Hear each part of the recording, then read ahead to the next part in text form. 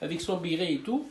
Il passe la sécurité. Il y avait un monsieur qui travaillait dans le sentier, un homme d'affaires, qui était en business. Il est parti voir le chef d'escale de El Al. Il a dit, je voudrais surclasser ce Rav avec sa femme et c'est moi qui vous paye le première classe. Il est passé la sécurité, c'est incroyable. Même la sécurité, je crois qu'elle n'a pas duré 2 minutes. Il n'a même pas posé des questions. Il a mis des étiquettes sur la valise. Il a passé devant. Il enregistre et la fille qui était en train d'enregistrer, c'est une fille tunisienne et une fille arabe. Et le chef d'escale lui dit, Rav, je vais vous surclasser en première classe. Il lui dit, c'est quoi la première classe? Il lui dit, non, c'est des places très très chères. Et on va vous mettre parce qu'il y a quelqu'un qui veut... mais c'est la Hevra qui va s'en occuper. Il ne voulait pas parce que le monsieur, il a dit, ne dites pas que je vais payer parce qu'il ne va pas accepter. Il a dit, c'est là qui va me surclasser gratuitement. Il a dit, vous me surclassez, moi je veux mes 2 places que j'ai payées. Ne me mettez ni devant ni derrière. Si vous voulez me faire un plaisir, pas très loin des toilettes. Alors l'autre, il a dit, non mais vous allez voir, c'est comme un lit. Il a dit, c'est quoi, vous êtes qui? Il a dit, moi je suis le directeur de l'escale. Il a dit, vous travaillez avec les Hevra. Et le Rav, il lui dit, qu'est-ce que vous voulez? Vous voulez voler le Hevra sur mon dos à moi? Vous voulez me donner des places beaucoup plus chères? Alors que moi, j'ai payé ce tarif-là pour avoir 2 places d'avion. Donnez-moi mes 2 places et laissez-moi tranquille. Et le rabbin, il a pris que ces 2 places, ils ont essayé de le mettre, c'était un 747, pas très loin des toilettes, mais il a refusé.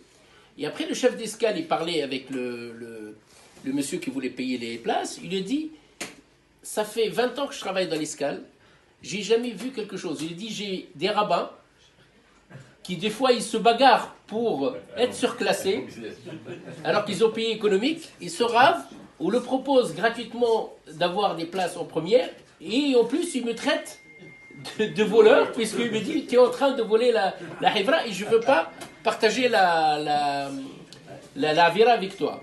Alors ça, c'est l'histoire de Rav Anav qui ne veut pas le luxe et tout. Et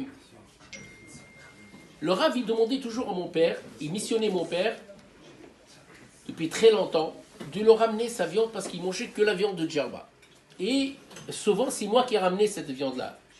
Une fois, il y avait un problème à Djerba, il n'y avait pas vraiment, ils n'ont pas égorgé, il n'y a pas eu d'abattage cachère. Et Rosh Hashanah, c'était un dimanche soir, comme cette année d'ailleurs, cette année c'est le 9 septembre, c'est dimanche soir. Et on n'a pas pu envoyer la viande au Rav. Et la seule possibilité, c'est de l'envoyer dimanche matin.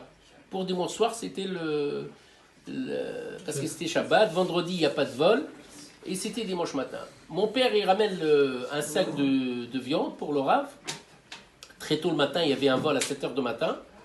Il a pris rendez-vous avec quelqu'un qui va prendre ce sac-là et le ramener à Paris.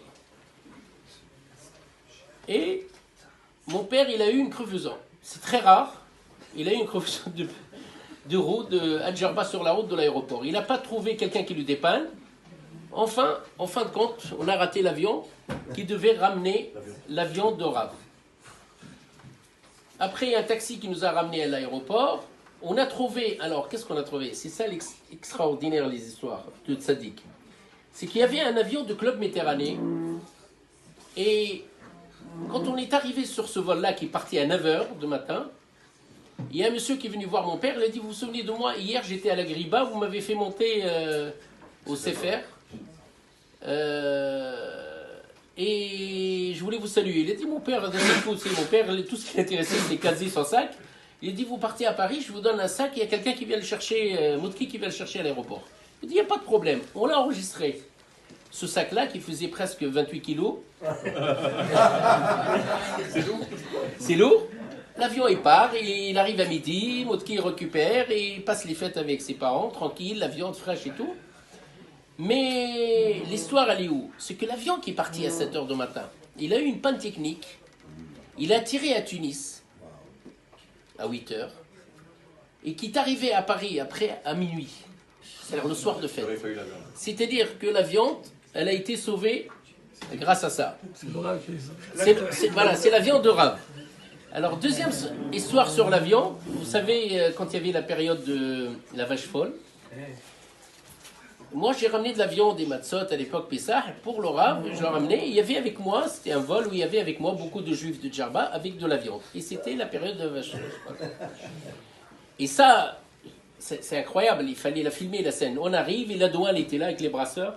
Et ils ont senti qu'il y avait de la viande dans l'avion. Et ils étaient tous là, il n'y avait pas que nous, il y avait des Arabes qui ramenaient la viande aussi. Et on était là, chacun arrivait avec ses matzot, ses sacs de viande et tout.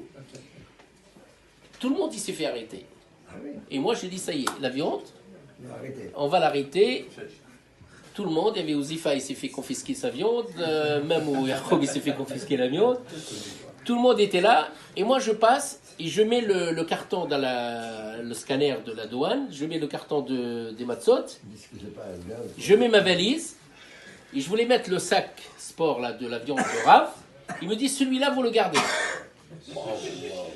Et j'étais le seul à récupérer ma viande, alors que tout le monde sa viande a été détruite avec des amendes d'ailleurs, 10 € le kilo, ils prennent. Et je connais d'autres histoires que j'ai vécues avec le Rav, mais en tous les cas, ces histoires de viande, rien que ces histoires de viande, c'était exceptionnel. Voilà. Merci.